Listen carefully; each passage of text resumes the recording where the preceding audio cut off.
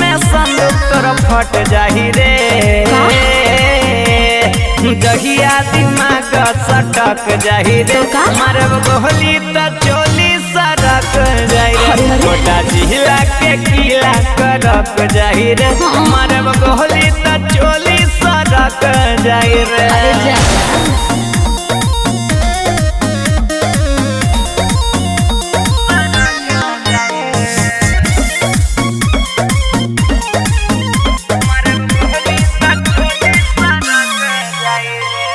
हटके देखावा जाके ओने गुंडा बाजी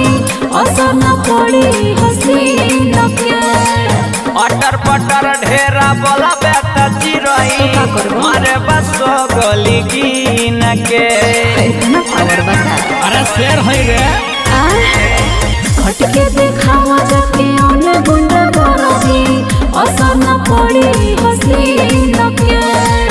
अटर पटर ढेरा बोला बेटा चिरई मारे बस गली गिन के रंगदारी के पासा पलट जाही रे जहिया दिमाग सटक जाही रे मारब गोली त चोली सड़क जाही रे छोटा जिला के किला करक जाही रे मारब गोली त चोली सड़क जाही रे।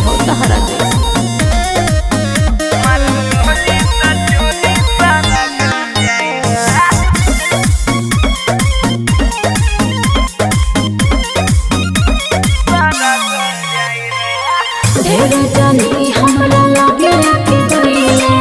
आयु बारू हमरा छुइयो न पाइले अभी तू देखलू हा कहाँ रंगदारी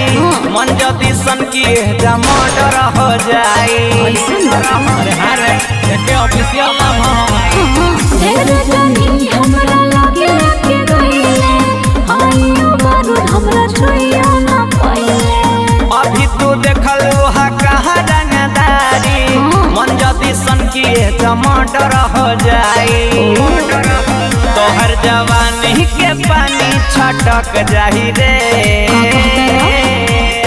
जहिया दिमाग हटक जाही रे मारब गोली त चोली सड़क जाही रे छोटा जिला के किला करक जाही रे मारब गोली त चोली सड़क जाही रे।